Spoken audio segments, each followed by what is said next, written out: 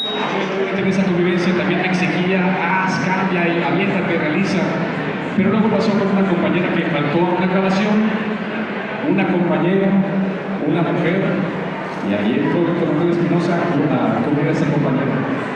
Y durante algún tiempo yo fui la voz de una marca que ustedes escucharon como Paco Libertines. Y de tener que escuchar como una mujer, no tener que escuchar ni como un hombre que intentaba ser una mujer, sino decir que esta familia era sensacional para la piel. y esos cambios los tenía que hacer yo a conciencia sin que simulara hacerlo. Yo trataba de representarlo, porque ahorita que venía por acá sí me encontré la marcha gay y de repente yo me encontré caminando así, no soy yo, tengo que caminar de otra forma, nada, es cierto. Pero sí me llega a decir que ante ese tipo de sonidos nos llegamos a mimetizar con quien lo hace.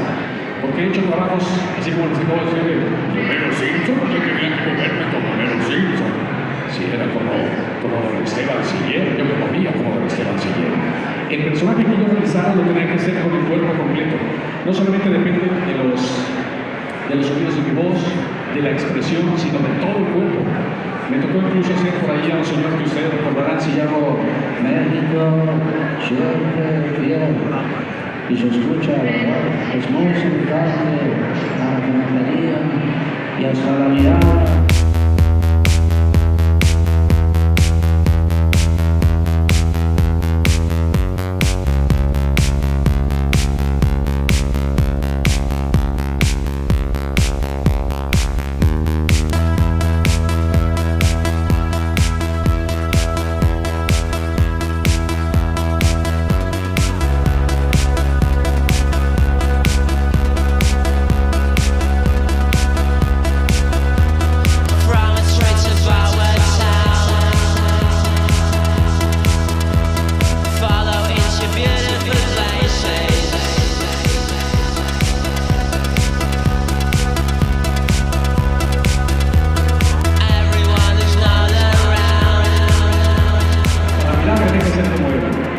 México, siempre fiel. Adiós. Esos movimientos que tenía que incorporar a mi cuerpo para darle vida al personaje, que en ese momento se convierten en personajes. Pero ¿qué pasa ya con unas voces estereotipadas que muchas veces no quieren?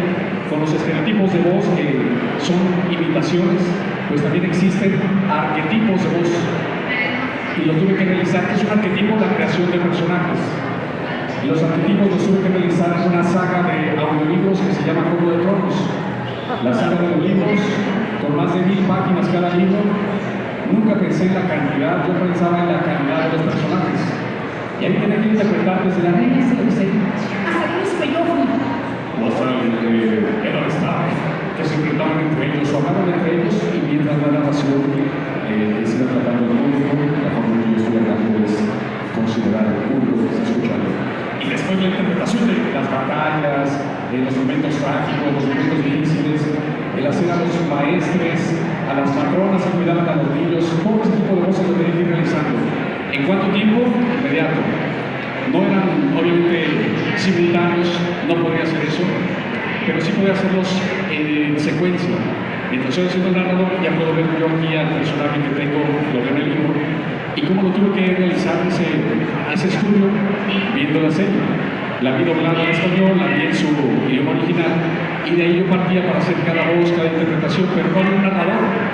Y entonces tuve que estudiar también como narrador ya hace muchos años, y ahora tengo en práctica, y puedo presumirles que soy el narrador pro de Penguin Random House, según ellos. Espero que no sea cierto porque para mí es mucho compromiso, pero es que sí tengo que interpretar al narrador y cada uno de los personajes, adultos, ancianos, de todo tipo. No está, me meto mucho.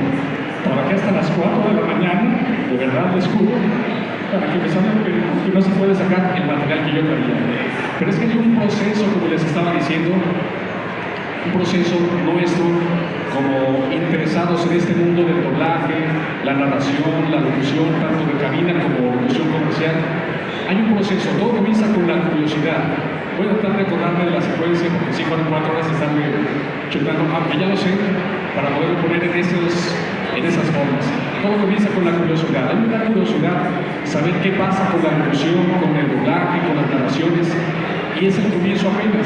No hay ningún compromiso hasta que llega uno a ser admirador, empieza uno a buscar quién hace esos trabajos. A muchos de nosotros, por lo menos de mi época, no nos gustaba gustaba mostrarlos frente a las cámaras. Yo no manejo redes sociales, me gusta más mi trabajo detrás de las cámaras y frente al micrófono que estar exponiendo, ¿no? Porque veo muchos compañeros en las redes sociales, con todo respeto, pero los veo con voces, con un micrófono o una voz estática, audífonos y micrófono, y no hay actividad, cuando esto requiere de mucho movimiento, y es movimiento tanto externo como interno. La curiosidad no satisface eso, se queda nada más en la emoción, la admiración justamente en esa actitud de admirar qué es lo que hacen los otros y a ver si yo puedo alcanzar a realizar esto.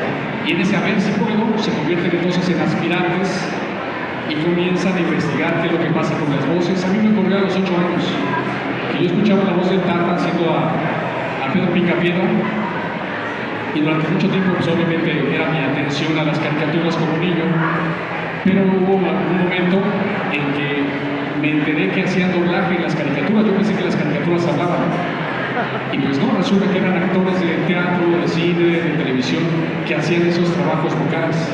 Me llama la atención, empiezo a buscarlos en la calle, en donde quiera los buscaba. Nadie me decía quiénes eran las voces y empecé a investigar. Esa admiración por las voces, esas ganas de querer aprender me llevó, repito, a saber quiénes estaban detrás de esos trabajos tan maravillosos. Después de mucho tiempo de estarlo buscando y que nadie sabía decirme quién era la voz de Pedro Picapiedra, lo escuché en un programa de María Victoria que se llamaba La criada bien criada, y sale el Tata vestido de japonés, maestro karateca, algo así, y dijo una frase que dijo en uno de los episodios de Los Picapiedra, que decía, eso es seguro, y lo dijo en ese programa.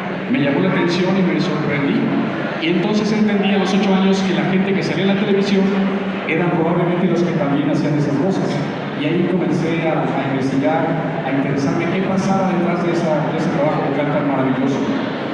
Entonces cuando yo ya tengo la oportunidad, sin saber, estaba yo ya estudiando teatro, porque era un niño muy inquieto, muy inquieto, que llevaba terapias de entretenimiento, de atención, y entre esas me metí en clases de teatro. Y cuando me entero que había este respaldo de la actuación, o que era la base fundamental del doblaje, yo ya sabía que quería hacer doblaje a través de lo que yo vi en la televisión y de lo que yo ya sabía. Porque salieron en una entrevista algunos actores en esa época, estoy hablando de 1980, con Ricardo Rocha. Los vi y me emocioné muchísimo de empezar a ver a los compañeros que en esa época hacían el doblaje. Maravilloso, entonces ya no pasé a la admiración, comencé a ser entusiasta, pero de niño. Jamás es tarde para empezar a hacer estos trabajos. Hay un compañero, Jaime Vega, que no se siente por aquí. Jaime tiene 85 años de edad. Es la voz de Enrique de Plaza Sésamo de cuando éramos niños, desde más de 50. No, también los de 40, pero todavía les tocó. La voz de Furia, Intensamente. Y siguen activo el señor Jaime Vega. O sea, la importancia de estar siempre vigentes con el trabajo vocal, de interpretación. Y bueno, entonces comienzo yo con el entusiasmo y me doy cuenta que dentro del medio hay muchos compañeros que se quedan con el entusiasmo. No podemos quedarnos con el entusiasmo, hay que investigar, hay que ir más allá de lo que están diciendo que ocurre. Es un proceso de educación, es un proceso que cualquiera de nosotros necesita, no solamente en la locución y en el doblaje, se necesita en cualquier área, en cualquier ramo. Mis estudios son de psicología social. Aunque yo ya era actor de niño, aunque ya hacía doblaje, yo ya hacía comerciales, me llamó la atención la carrera de psicología y me causaron hacia la psicología social, sin saber que esa era la base para lo que yo estudié con respecto a la voz y el trabajo de interpretación.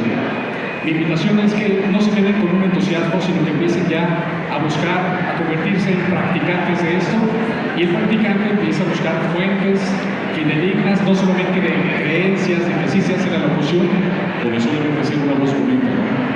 Una voz bonita no satisface al público. Aquí, lamentablemente, por la cantidad de sonidos, no podría interpretarles una narración o lo que se realiza. No es una voz bonita, sino una voz reflexiva, una voz que nos lleva al interior de nosotros. Quisiera intentarlo, pero es un poco complicado. Si yo estoy hablando de la narración, yo estoy haciendo los movimientos corporales y también por dentro me estoy moviendo. Y si sale el personaje, Yo tengo que cambiar la voz radicalmente y cuando termine de hablar ese personaje, yo tengo que regresar al narrador. No se tiene que escuchar ni siquiera una pequeña curva de que es la misma persona haciéndolo, y no paro. Esto me ha ayudado a que yo pueda grabar durante 8 horas de corrido sin salir a tomar agua, sin salir al baño, sin salir a comer, porque yo lo decidí.